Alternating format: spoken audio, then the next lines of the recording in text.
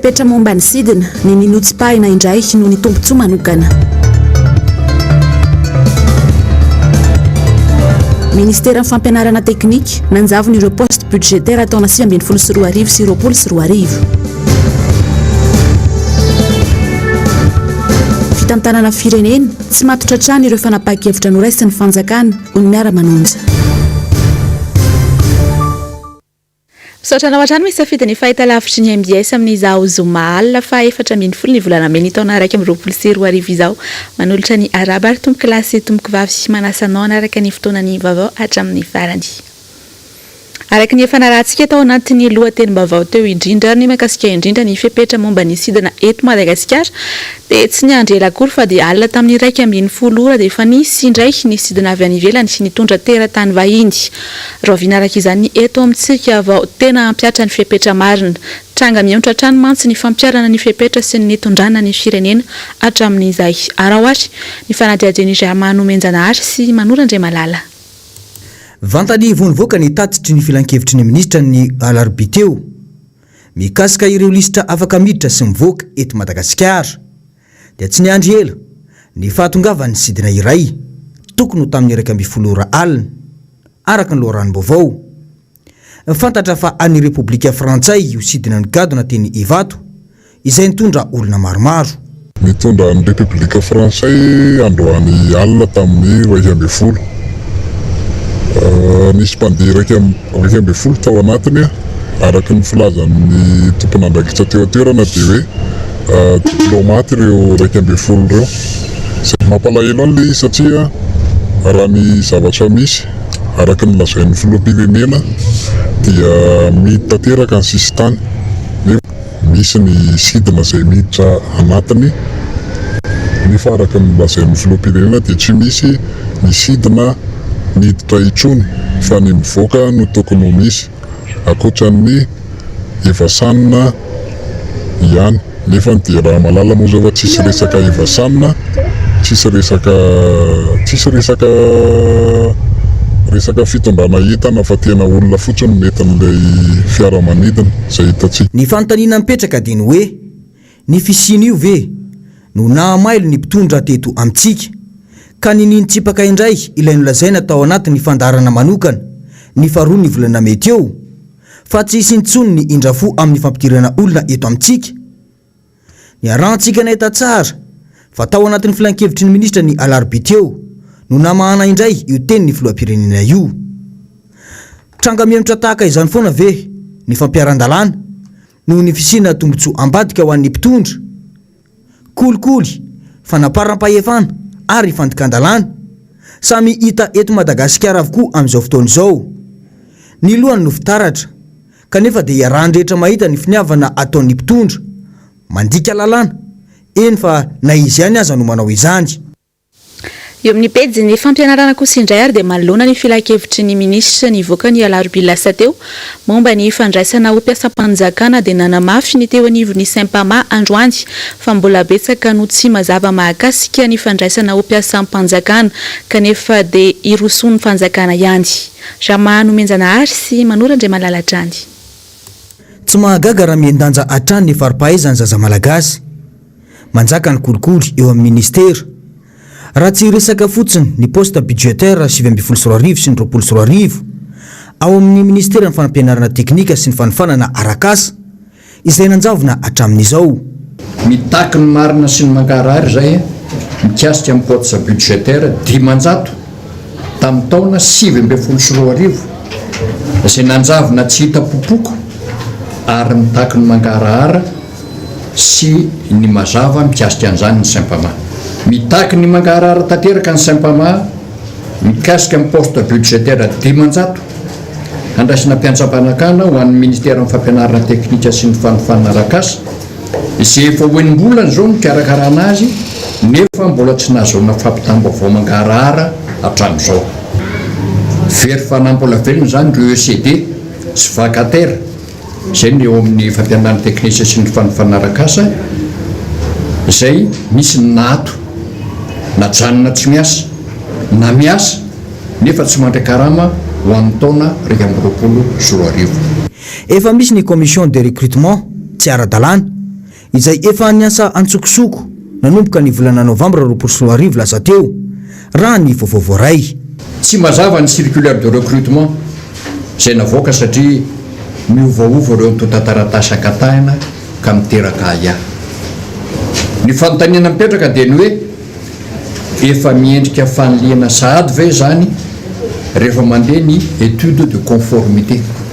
Herinandro monja no nomena mpiasa haminona ny atotaratasy tany mpendoany nefa misy izay tsy eto andrenivohitra akory.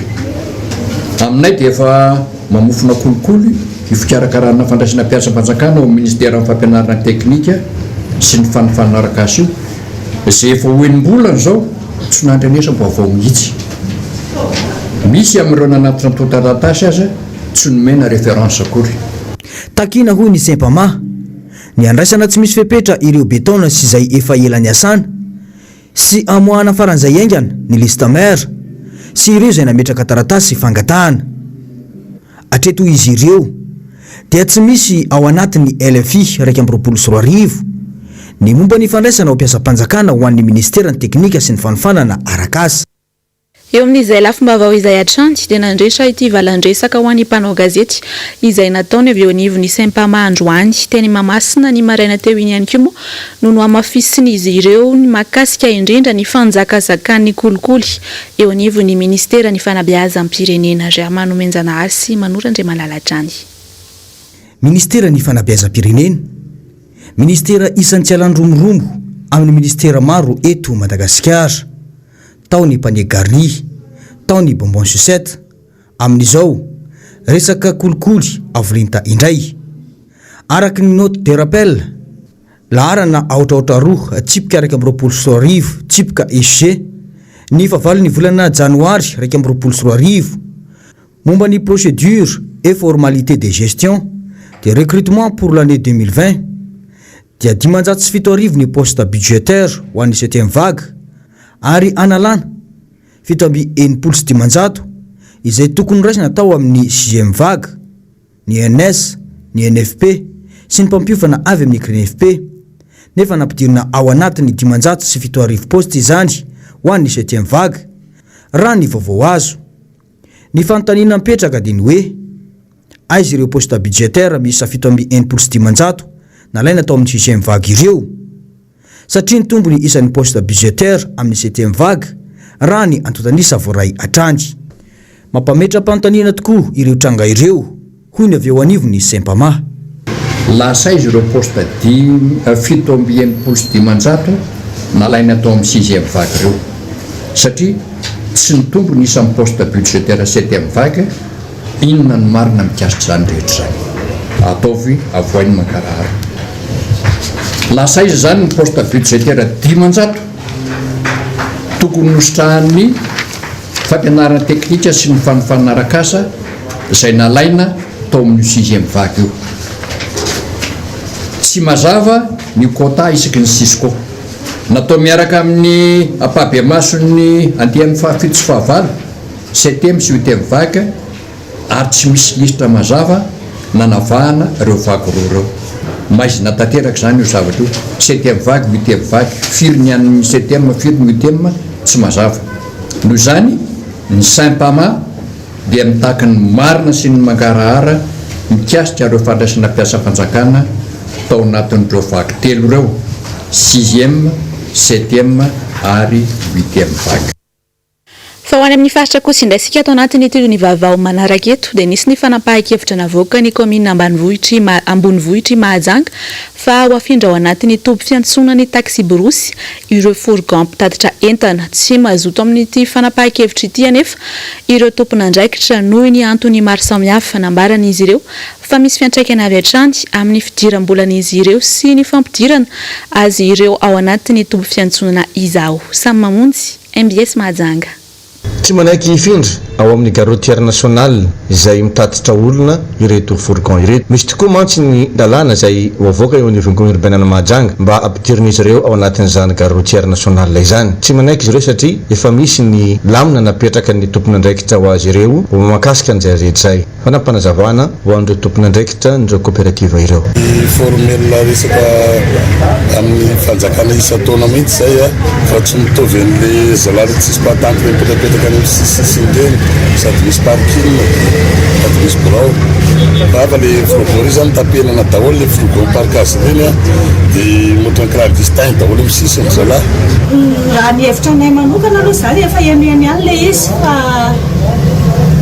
tsy mazoto zay raha zay ny azy ilazarana azy mivantana tsy mazoto zay le hiditra ao anaty gararotière satria ny antony voalohany ny antony nanakatonana ny gararotière dia ny antony ame anara-pahasalamana dia raha findrano fourgon dia mazava ho azy zany fa hitangorongorona ny olona andefa colis hitangorongorona ny olona plus ny taxi brosy ara ny olona maka colis tena mampitangorongorona olona be da be le izy. Ny fourgon zao lasa be lehibe mihitsy amin'le kalina taxi brosy dia lasa mivadika manao fourgon daholo olona dia normal be zany lasa hitangorongorona be ao anaty gararotière ao daholo ny olona. Dia zay ny antony anankiray voalohany tsy mampazoto anay. Ny antony anankiray faharoa tsy mampazoto anay koa efa zatra zany ny olona hoe eto zao ny birao anay kaofimamy zay efa zatra ny olona manatona anay eto dia lasa mafindra makany ndray rehefa avy dia lasa mizarazara be ndray dia very ny asa anay zany tonga dia simba mihitsy satria lasa very ndray le client voamolaka toerana indray zay. Malaiky ny fandaminana izy ireo araka ny nambarana izy ireo teto fa kosa raha ifindra any amin'ny garotière dia ohatran'ny tsy mety satria dia efa manana an'izao birao izao izy ireo ankehitriny ary efa eto no nazatra ny olona rehetra manatitra ny entana. Le izy gararotière ny fourgon dia mandoky tus 100 000 francs isaka ny tomobile avant départ. Raha zay zany no fandaminana dia ekenay le izy hoe mandoa 100 000 isaky ny départ ny tomobile fa le amindrano anaty gararotière antsika tia Majunga sady kely par rapport ny any Antananarivo dia zay le fahasarotana be amin'le izy. Raha izay ary ny tany Mahajanga ny Ambatondrazaka kosa indray dia nampiaka peu ireo mpivarotra ao an-dranotsena Ambatondrazaka manoloana indrindra ny fanakatonana ny tsenan'izy ireo isaky ny talata ka nifamory araka izany izy ireo ny alakamisy sy tolakandro teo ary tapaka tamin'izany fandefa solitena andresy lahatra ny tompon'andraikitra aloatra mangoro mba hijery izay tena mahasoa ny mpivarotra. Niry Andrianarivony MBS Ambatondrazaka. Voronanina ny mpivarotra tao an-dranotsena Ambatondrazaka ny tolakandro ny alakamisy 13 Mey teo izay nahatsapa fa tratra antrindry azo lena ihany manoloana ireo karazana fipitra raisin'ny mpitondra fanjakana noho ny ameana ara-pahasalamana. Anjambany no nandraisan'ny mpitondra ny fipitra ka matsiaro tsy voajiry tao anatin'izay fandraisana fipetra izay ry zareo mpivarotra ao an-dranotsena ireto izay ahitana karazana mpivarotra samihafa toy ny mpivarobary, ny mpivarotra hani-masaka ary ny mpivarokena sy ny mpivarodamba. No marina izy ireo fa tsy mba nisy solitena tamin'izy ireo nalain'ny mpitondra tamin'ny fanapahana teo aloha ka zay indrindra no natonga azy ireo amin'izao fotoana izao andefa solitena ifampidinika amin'ny CRCO mba hijerena izay iverina fa ahasoa sy tsara ny lamina ho tanterahana manaraka. Zay eto amin'ity tsena be Ambatondrazaka tia isaka talata dia giazana foana tsy vidina ny tsena. Ny olona nefa eo amin'ny travaux jusqu'à makany amin'iny lycée technique iny eo amin'ny abattoir iny amin'iny passage iny dia tena mivarotra ara-dalàna ary tena hitanao tena hoe betsaka ny olona mitangorona tsy forfait fa nisakitro zay anefany raha jerena ny eto amin'ity tsena be Ambatondrazaka tia azo lazaina tena mangina milamina na amin'ny andavanandro hoe alakamisy talata zay eritreretin'ny mpitondra fanjakana hoe be olona ary azonay atao mihitsy mijoro davolombelona fa ny amin'ny andron'ny talata sy alakamisy eto amin'ity tsena be Ambatondrazaka tia dia vitsy tsisy mpividy mangina. Etaetan'ireto mpivarotra moa ny mba hatao toy ny teromboririna izay fandraisana fanapahan-kevitra avy eo anivon'ny CRCO Ambatondrazaka izay ka sady tsy afatin'ny reniny no afana mitsinjo ny zanany izay fandraisana fipetra ataon'ny CRCO izay. toy izao kosa indray ary ny tatitra mahakasika ny covid-19 ny fivoarana ny valanaretina covid-19 teto Madagasikara araka ny salanisana avoaka ny avy eo anivony ny ministera ny fahasalamana dia olona telo indray araka izany no maty ny valanaretina covid-19 teto Madagasikara omaly alakamisy 17 ny volana May 2024 izany hoe tafiakatra 27 indray izany ireo namony ainy nanomboka ny 13 Martsa 2024 ka hatramin'izao. Mitsinjara tahaka izao io isy io roa eto amin'ny faritra Analamanga ary tany amin'ny faritra Vakinankaratra ny trangam-pahafatesana fahatelo 720 amin'ny zato tamin'ireo fitiliana 530 natao kosa ny tranga Vaovao. Eto amin'ny faritra Analamanga trano ahitana tranga betsaka indrindra amin'izay olona Vaovao mitondra ny valanaretina izay mitotaly 70. Manaraka azy kosa ny faritra Matsiatra Ambony izay nisy tranga 220. Mitotaly 370 ireo olona mbola manaraka fitsaboana ka ny 520 amin'ireo dia mbola ao anatin'ny tranga fahasarotana avokoa na ny antsoina hoe forme grave. Andehoany manakara kosa indray ary sika ato anatin'ny toy ny vaovao manaraka dia mampikaikaiky ny vahoaka ao manakara ny fisiana vary misy zavatra mampirapiratra tsy toy ireo karazam-bary misy amin'izao fotoana izao ireo mpividy vary amin'ny kitapo moa no tena lasibatra amin'izany. Fangisa Joselito MBS manakara. Efa tena sirano koa ny fiainana izay ny vahoaka malagasy ankehitriny noho ny gabraraka sesilany misy eto amin'ny tany sy ny firenena. Voaporofo zany raha izao zava-misy eto manakara izao makasika ny vary izay midin'ireo mpamongady ho an'ny vahoaka ny manakara.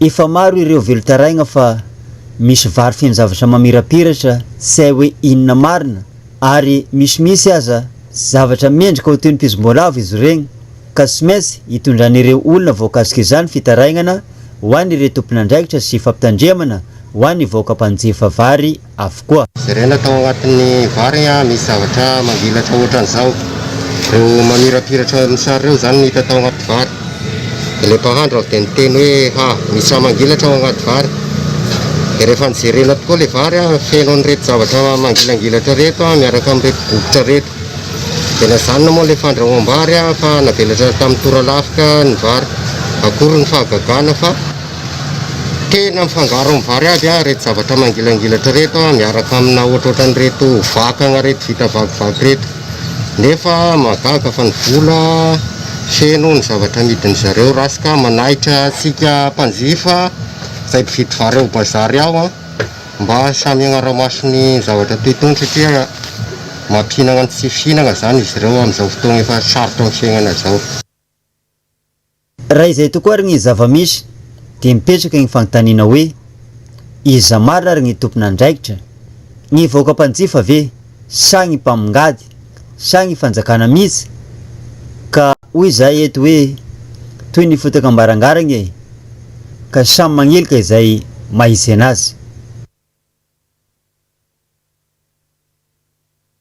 Waratsika izao kosa ny vaovao tapatapany nisy ny fanambarana navoaka ny bureau ny mpiandraikitra ny foibeny FJKM taorian'ny fivoriana no tanterahiny izy ireo androany zoma fa 14 ny volana May ho fanamafisana fa misokatra ny fiangonana FJKM rehetra manerana Madagasikara isanandro andraisana ireo mpino mila vonjy na mila fampahirezana anehoana ny fiombonana mahafiangonana fa ihany koa fiatrehana ny herinandro ny fanahy masina ho avy. Fa tonga nitsidika ny ivitoerana ho an'ny vaksiny ao amin'ny maso fivoan'ny Frantsa eto Madagasikara ny sekretera mpanjakana frantsay misahana ny fizahantany Jean-Baptiste Lemoine ho an'ny ity dingana vaksiny voalohany ity dia fatra 9 ny vaksiny Johnson & Johnson nalefa tia Madagasikara ho an'ireo teratany frantsay sy ireo mizaka ny zom-pirenena frantsay. Marina fa mahery ny 200 ireo teratany frantsay nitondra ny tsy mikaretana covid-19 teto amintsika ary 520 ireo namony ainy.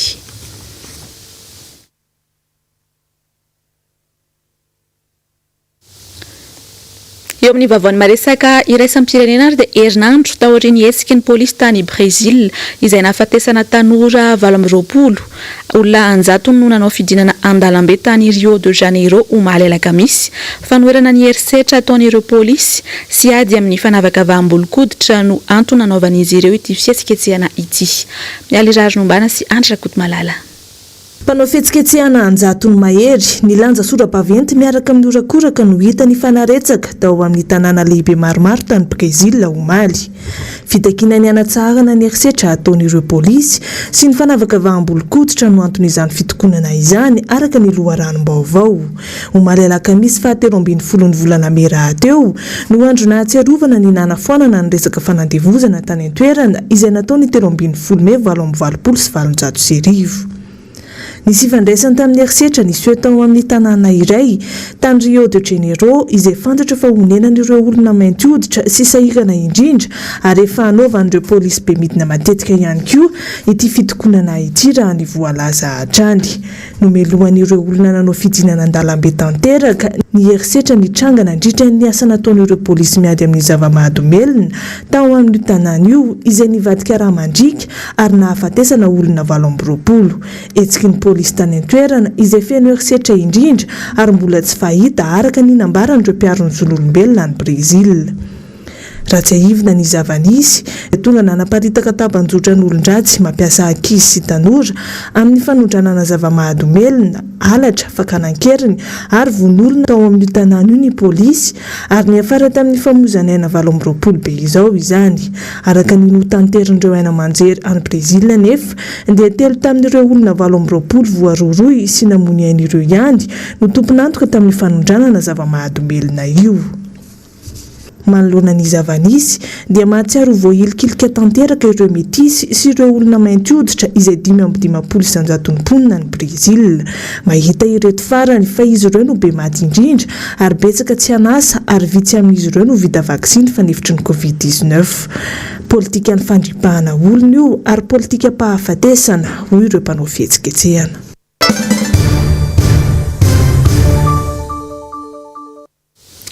Fa pozina ho an'ny fanjakana iray rehefa ny mpitondra no mihevy tena ho mafy sy matanjaka ka tsy tia lala ny hevitry ny hafa intsony amin'ny fitantanana ny firenena. Ho an'i Madagasikara manokana izao dia manana ny maro an'isa ny mpitondra eny anivony ny antenimieram-pirenena, ny antenimieran-dolona, eny fa na ny fitsarana avy momba ny lalam-pandrenana. Mbola ny olon'ny fanjakana ihany koa ny ankamaroany ben'ny tanàna, maninona nefa no tsy mipaka mivantana amin'ny vahoaka malagasy ny fampandrosoana izay nampanantenaina kanefa azy ireo ny maro an'isa. Mamy Shirabenirina solomavambahoaka ny Madagasikara ary no mitondra ny fanazavana bebe kokoa mahakasika izay ato anatiny ity fanadihadiana ity.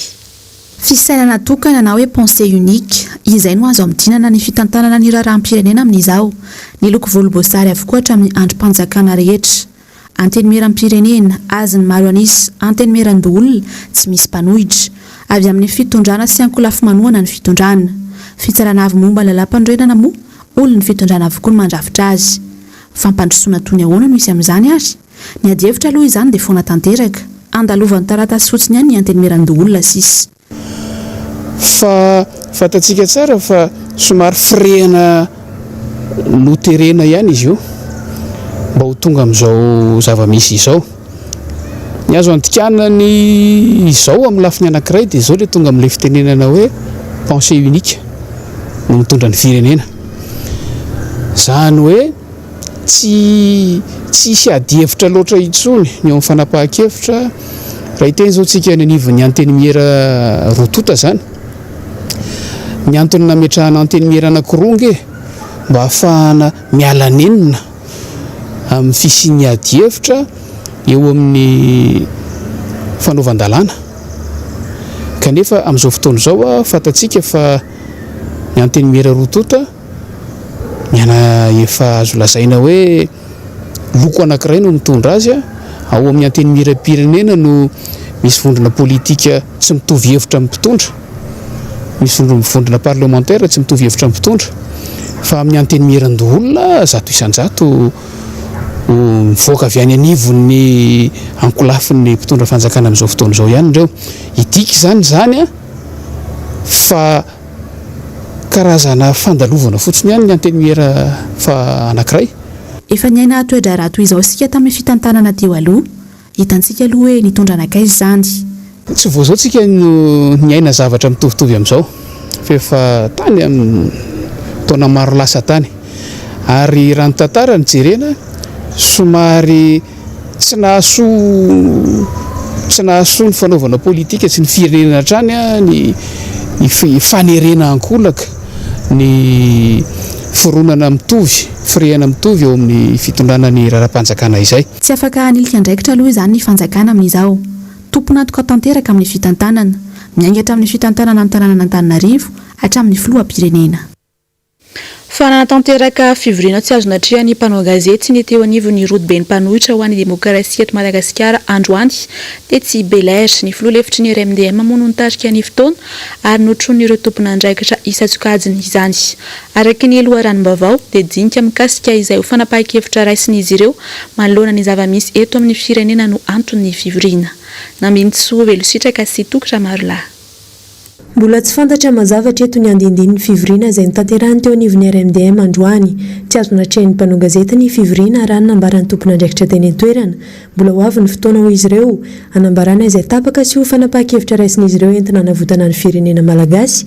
Amin'izay fotoana izay ihany koa no anambarana izay ho dingana ataony araka namafisin'ny filoha lefitry ny vondrona. Ny fivoriam-ben'ny RMDM androany nijerevana ny zavatra ho atao eto amin'ity firenentsika ity dia amin'ny fotoana manaraka domenay ny andetsipriany izay zavatra hivoriana eto androany fa ny androany dia fampahafantarana amintsika rehetra fa nivory ny bureau politika mandinika ny zavatra rehetra izay tokony ho atao. Mbola tsy misy ninina tapaka ary mbola tsy misy ninina koa azo ambarana fa nivory dia andinika ny zavatra ho atao. Andrasana araka izany ny fotoana entin'izy ireo anambarana izay tapaka sy ny fanapahan-kevitra ny raisiny nandritra ny fivoriana androany.